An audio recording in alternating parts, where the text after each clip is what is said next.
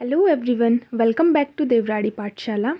So guys, today topic of discussion is most important books for CSIR NET preparation.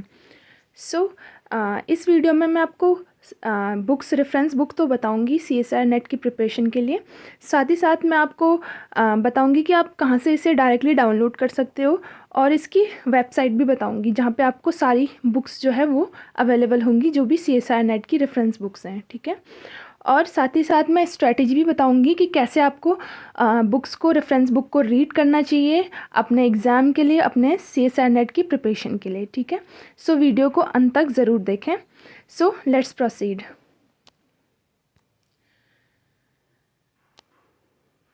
So unit one जो हमारा सबसे पहले आता है molecules and their interaction relevant to biology, यानी कि बायोकेमिस्ट्री जिसे हम बोलते हैं। सो बायोकेमिस्ट्री के लिए सबसे अच्छी बुक मैं जो मैंने पढ़ी भी है और काफ़ी मुझे अच्छी लगी, मैंने अपनी MSc के टाइम पे भी पढ़ी थी, वो है प्रिंसिपल ऑफ बायोकेमिस्ट्री बाय लेनिंजर। ये सबसे बेस्ट बुक है। इसमें आपको लगभग सब कुछ मिल जाता है, आपके सिलेबस से रिलेटेड लगभग मिल जाएगा। और साथ ही साथ इसकी कई बच्चों को इसकी थोड़ी लैंग्वेज टफ़ लगती है क्योंकि ये फॉरेन ऑथर की है, बट ये बुक बहुत अच्छी है। अगर आप अगर पढ़ोगे तो ये बहुत अच्छी बुक है, ठीक है। नेक्स्ट है बायोकेमिस्ट्री बाय ल्यूबर्ट स्ट्रायर। ये बुक भी अच्छी है और ये दोनों बुक बहुत अच्छी हैं। आप इन दोनों में से किसी से भी पढ़ सकते हो। और भी काफ़ी बुक्स है बायोकेमिस्ट्री की, बट मैं आपको यही सजेस्ट करूँगी क्योंकि अगर हम ज़्यादा ढूंढने लग जाएंगे, ज़्यादा बुक्स की तरफ जाएंगे हमारा ध्यान, तो हम अपना टाइम वेस्ट करेंगे और पढ़ेंगे उतना खास नहीं, ठीक है। सो नेक्स्ट यूनिट की बात करते हैं। नेक्स्ट है हमारा cellular organisation, cell biology. So unit 2 के लिए जो सबसे बेस्ट बुक है वो है molecular biology of the cell by Bruce Albert. Bruce Albert की ये बुक है, ये बहुत अच्छी बुक है, आप इसे रीड कर सकते हो, काफ़ी अच्छी बुक है। नेक्स्ट बुक है हमारी molecular cell biology by Laudis. यहाँ पे कोई टॉपिक आपको लोडिस में बहुत अच्छा दिया होगा, कोई topic, most of the topic आपको ब्रूस एल्बर्ट में बहुत अच्छा मिलेगा, ठीक है। और अगर कोई टॉपिक अगर आपको ब्रूस एल्बर्ट में अच्छा नहीं है तो आप लोडिस को भी रेफ़र कर सकते हो। लोडिस भी बहुत अच्छी बुक है, ठीक है। नेक्स्ट हमारी यूनिट आती है यूनिट नंबर 3। यूनिट नंबर 3 है फंडामेंटल प्रोसेसेस और मॉलिक्यूलर बायोलॉजी। मॉलिक्यूलर बायोलॉजी के लिए सबसे अच्छी बुक वाटसन की है। इसमें ये जो है बहुत ही इजी लैंग्वेज में दी गई है ये बुक, ज़्यादा टफ है नहीं ये बुक, ठीक है।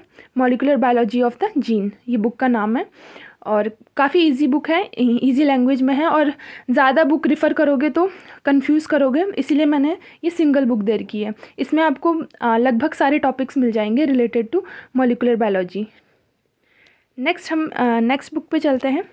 नेक्स्ट यूनिट है हमारा cell communication and cell signalling. Cell communication and cell signalling में दो पार्ट हमारा आ जाता है, एक तो जिसमें सेल सिग्नलिंग का पार्ट होता है और एक इम्यूनोलॉजी का पार्ट होता है इस यूनिट में, ठीक है। तो सेल जो सिग्नलिंग का पार्ट है उसे आप मॉलिक्यूलर अप्रोच बाय कूपर, उससे आप पढ़ सकते हो, बहुत अच्छी बुक है कूपर की। नेक्स्ट जो हमारा इम्यूनोलॉजी है, इम्यूनोलॉजी आप कूबे को रिफ़र करना, कूबे बहुत अच्छी बुक है, आपको बहुत ही अच्छा एक्सप्लेनेशन दिया होगा हर एक टॉपिक का, टॉपिक वाइज बहुत अच्छा एक्सप्लेन किया है इस बुक में। तो इम्यूनोलॉजी के लिए आप कूबे को रिफ़र करें, ठीक है। काफ़ी क्वेश्चंस जो है डायरेक्टली पूछे जाते हैं इसमें से, और इसके जैसे टेबल्स वगैरह उसमें से ना डायरेक्ट क्वेश्चंस आते हैं, तो आप देखना ये कूबे बहुत अच्छी बुक है, ठीक है। और मॉलिक्यूलर और सेल सिग्नलिंग के लिए आप कूपर को रिफ़र करें। नेक्स्ट यूनिट की बात करते हैं, यूनिट नंबर हमारा 5, डेवलपमेंट बायोलॉजी। डेवलपमेंट बायोलॉजी के लिए ज़्यादा भटकने की ज़रूरत नहीं है, गिलबर्ट बेस्ट बुक है, ठीक है। आपको most of the topic Gilbert इससे ही मिल जाएंगे, ठीक है। और बहुत अच्छी बुक है गिलबर्ट की, डेवलपमेंट बायोलॉजी की, इजी लैंग्वेज है, आप इजीली समझ सकते हो, एक्सपेरिमेंट हैं, फिगर्स हैं जिनसे आप इजीली समझ सकते हो, ठीक है। सो डेवलपमेंट बायोलॉजी के लिए गिलबर्ट बेस्ट है, ठीक है। नेक्स्ट यूनिट की बात करते हैं, unit number 6, system physiology plant. So plant physiology के लिए मेरे हिसाब से जो मुझे बहुत अच्छी बुक लगी वो है तेज़ एंड जिगर की। तेज़ एंड जिगर की मुझे प्लांट फिजियोलॉजी एंड डेवलपमेंट, ये बहुत अच्छी किताब है, ठीक है, ये मुझे काफ़ी पसंद आई। नेक्स्ट एक और बुक है principle of plant physiology by Walter, ठीक है, ये भी बहुत अच्छी बुक है। आपको मतलब आपके मोस्ट ऑफ द टॉपिक्स जो भी CSIR नेट में कवर होते हैं सिलेबस में वो आपको इनमें मिल जाएंगे, ठीक है। ज़्यादा बुक के पीछे मत भागना, ऐसा नहीं कि हम एक ही यूनिट के लिए 4-5 बुक पढ़ रहे हैं और लेकिन निकल कुछ नहीं रहा है उससे, है ना।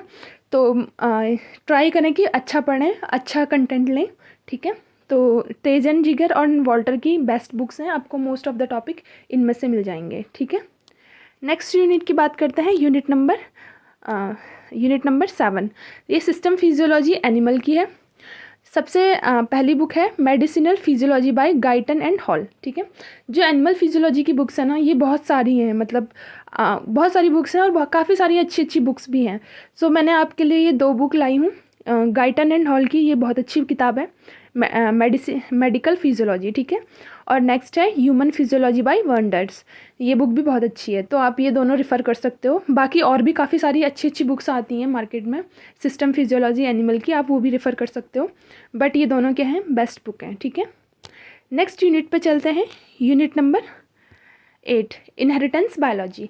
इनहेरिटेंस बायोलॉजी आप जेनेटिक्स बाय रसल पढ़ सकते हो, काफ़ी अच्छी किताब है।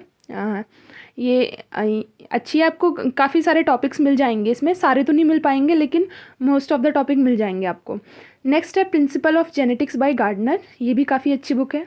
इनहेरिटेंस बायोलॉजी की बहुत सारी बुक्स है, जैसे माइक्रोबियल जेनेटिक्स की है और डिफरेंट, अगर आप माइक्रोबायोलॉजी से रिलेटेड पढ़ेंगे तो उसकी भी काफ़ी सारी बुक्स हैं, ठीक है। यहाँ पे आपको माइक्रोबायोलॉजी से रिलेटेड काफ़ी मिलेंगे प्रिंसिपल ऑफ जेनेटिक्स में, ठीक है।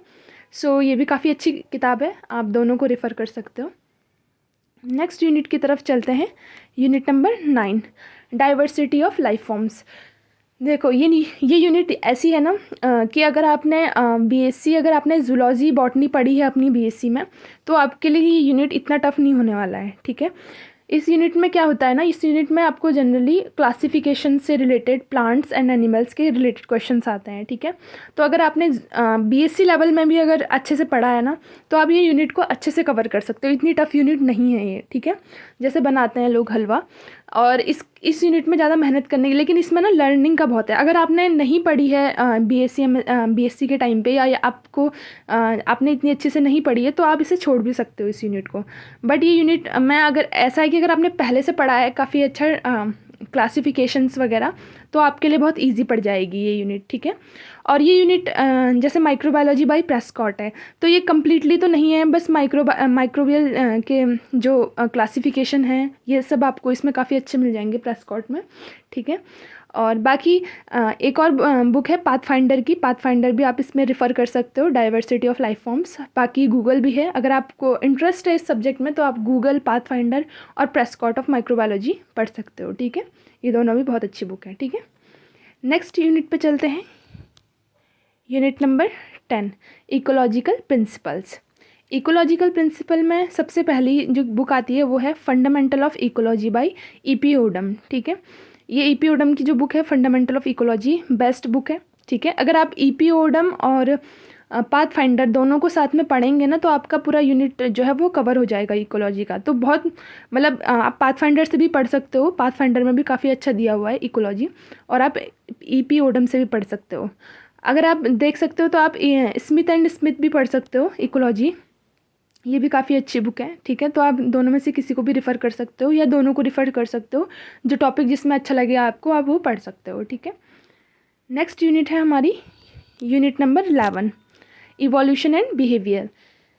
इवोल्यूशन एंड बिहेवियर में आपको कम्प्लीटली तो एक बुक में नहीं मिलेगा, जैसे इवोल्यूशन बाय मार्क रिडले, इसमें पूरा कंप्लीट टॉपिक्स तो नहीं मिलेंगे, लेकिन मोस्ट ऑफ द टॉपिक्स आपको मिल जाएंगे इस बुक में, ठीक है।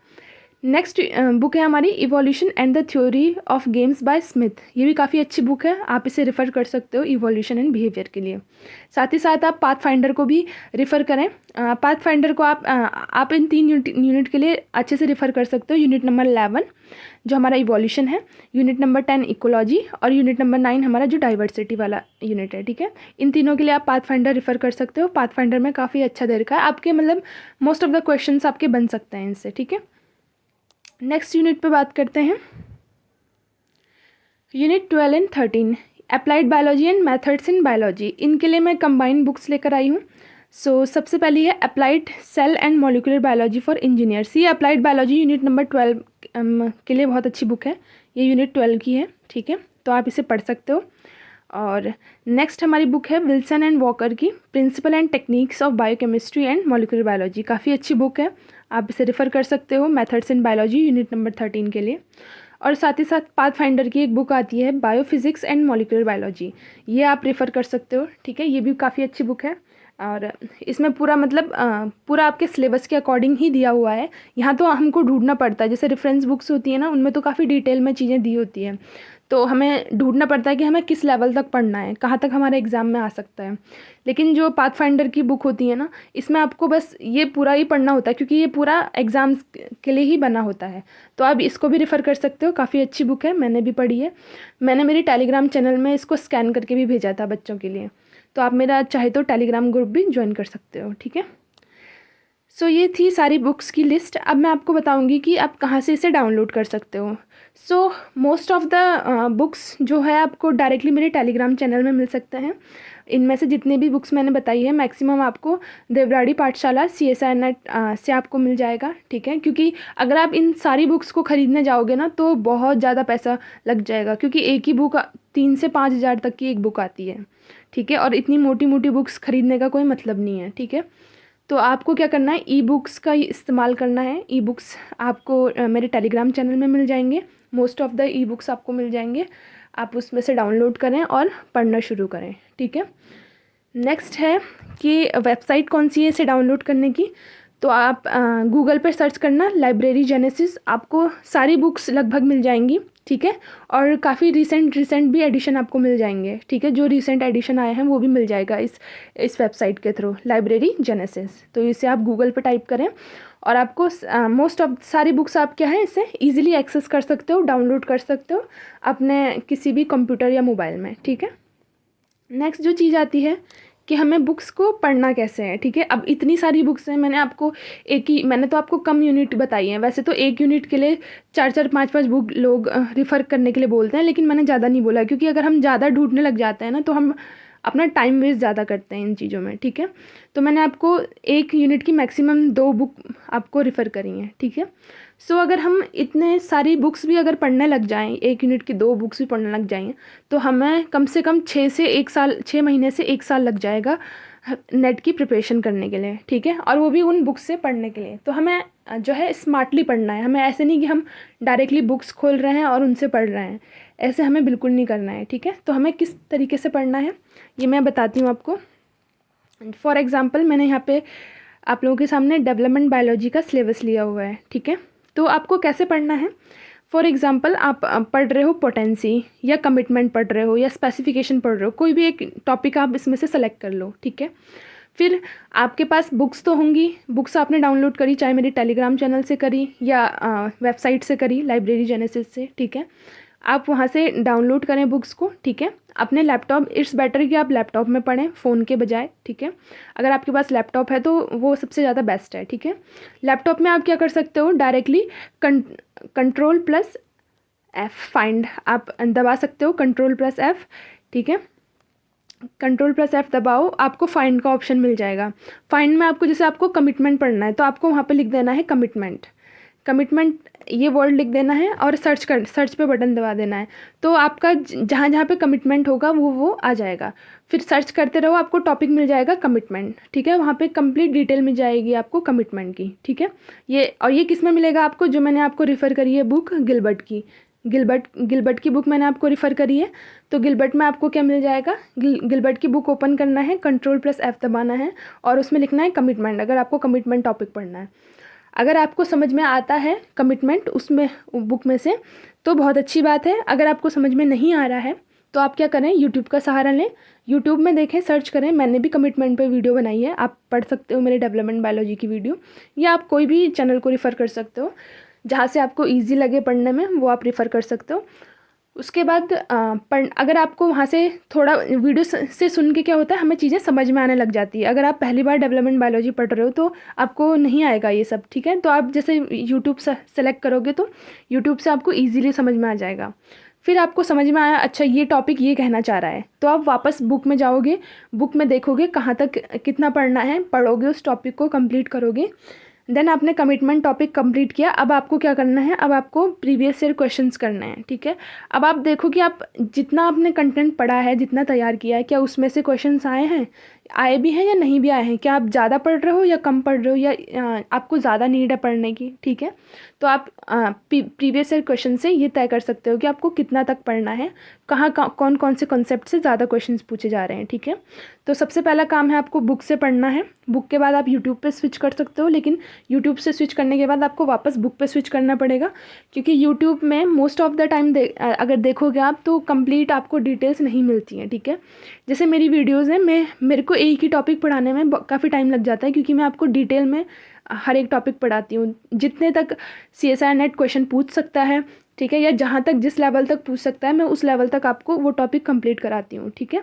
लेकिन और यूट्यूबर्स में ऐसा नहीं होता है, वो शॉर्ट में आपको पढ़ा देंगे, एक प्रीवियस ईयर क्वेश्चंस करा देंगे, बस हो गया। लेकिन अगर आप अदर्स सॉल्व करने जाओगे तो आपसे वो क्वेश्चन सॉल्व नहीं होंगे, ठीक है। तो मेरी सलाह मानना, आप यूट्यूब पे स्विच करना समझने के लिए, लेकिन वापस आप बुक पे स्विच करना, उस टॉपिक को ढूंढना। बुक में आपको सारा कंटेंट है, आपको कहीं भागने की ज़रूरत नहीं है, सारा कंटेंट बुक में है। आराम से इत्मीनान से पढ़ो, समझो, चाहो तो शॉर्ट नोट बना लो।